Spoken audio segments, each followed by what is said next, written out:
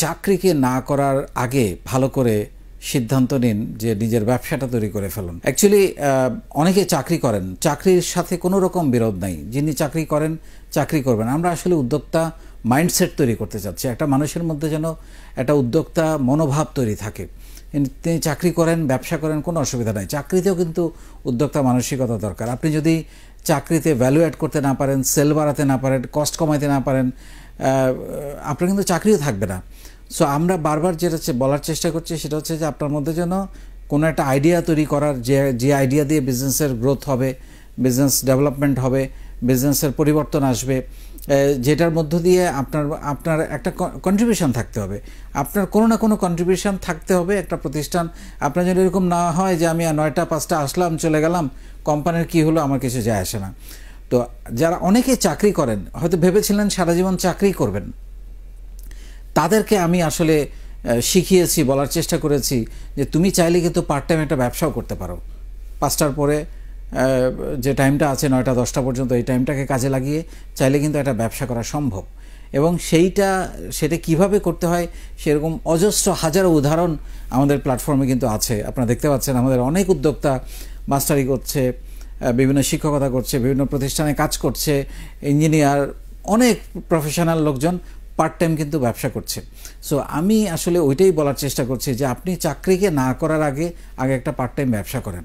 কিন্তু এই part time ব্যবসা যখন আপনাকে ডিমান্ড করবে যে আপনাকে চালাতে পারছে, আপনি যে বেতন পাচ্ছেন অন্তত তার 50-60% বেতন সে এখান থেকে দিতে পারছে, তখন আপনি চাকরিটাকে না বলেন। কিন্তু তার আগ পর্যন্ত চাকরি যদি পান, চাকরিকে হুট করে সবাই উদ্যোক্তা হচ্ছে, আমিও উদ্যোক্তা হব, তারপরে মাঠে নেমে যাব, এইটা কখনো চিন্তা করবেন না। আপনি আগে একটা পার্ট টাইম কিছু করেন, একটা চাকরির পাশাপাশি একটা পার্ট টাইম ব্যবসা করার চেষ্টা করেন, ক্যালকুলেটিভ রিস্ক নেন।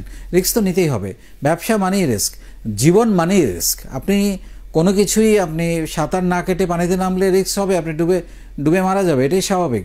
সো প্রতিটা কাজের মধ্যেই আপনার একটা যদি প্রশিক্ষণ থাকে, একটা শোনা থাকে, একটা আইডিয়া থাকে, আপনার কিন্তু কনফিডেন্স বিল্ড আপ হবে। এই কনফিডেন্স বিল্ড আপ আপনাকে রিস্ক নিতে সাহায্য করবে যে হ্যাঁ আমি এটা তো জানি, তাহলে আমি তো এটা করতে পারি, এরকম একটা অ্যাটিটিউড তৈরি করবে। সো আমি আপনাদের যেটা বলবো যে আপনি চাকরি করছেন, ভেরি ফাইন, আপনি চাকরি পেয়েছেন, খুবই সৌভাগ্যবান। দেশে লাখো লাখো বেকার পাশ করে লেখাপড়া শেষ করে বসে আছে, কিছু করতে পারছে না, সেইখানে আপনি চাকরি পেয়েছেন। কিন্তু আমি আপনাদের বলবো যে আপনি যদি ব্যবসা করতেই চান, আপনি পার্ট টাইম একটা ব্যবসা শুরু করেন, যাতে করে একসময় এই পার্ট টাইম ব্যবসা যখন আপনাকে ডিমান্ড করবে যে এই ব্যবসাকে বড় করতে গেলে অনেক আরও আগায় নিতে হলে আপনি চাকরি ব্যবসা দুইটাই একসঙ্গে করে সম্ভব না, তখন আপনি চাকরিটা ছেড়ে দেবেন। কারণ তখন আপনার আর বার্ডেন হবে না। আপনি হয়তো কিছুটা শুরুর দিকে একটু কম খরচে চললেন, কিন্তু আলটিমেটলি ব্যবসাটা যখন বড় হবে আপনার স্যালারিটা কম্পেনসেট করতে কোনোই অসুবিধা হবে না।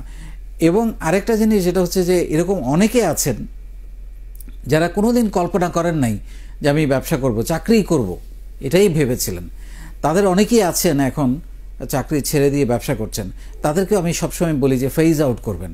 আপনি এমনভাবে চাকরি ছাড়া এবং ব্যবসা শুরু করাটা, ব্যবসা রান করাটা এমনভাবে করবেন যাতে আপনার যে ডে টু ডে এক্সপেন্ডিচারটা আছে, আপনার যে ফ্যামিলি এক্সপেন্ডিচার, আপনার যে খরচটা আছে, সেটা যেন ব্যবসায়ের উপরে কোনো বার্ডেন তৈরি না করে, সেইভাবে আপনি প্ল্যানিংটা করবেন। মানে এটাকে বলে ফেজ আউট। মানে একটা ইন করে আরেকটাকে এমনভাবে আউট করতে হবে, ব্যবসাটাকে ইন করে চাকরিটাকে এমনভাবে আউট করতে হবে যাতে করে দুইটা কিছু সময় একসঙ্গে থাকে এবং আপনার একটা খরচের জন্য আপনাকে যেন চিন্তা না করতে হয়। কারণ এটা খুবই গুরুত্বপূর্ণ লাইফে এই সিদ্ধান্তগুলো নেওয়া। সো আমি একই কথা আবার বলবো যে আপনি চাকরি করুন, পার্ট টাইম একটা ব্যবসা করার চেষ্টা করুন, এবং সেই ব্যবসাটা যখন আপনার ফুল টাইম ডিমান্ড করবে তখন চাকরি ছেড়ে দিয়ে তারপর ব্যবসাটাকে বড় করুন।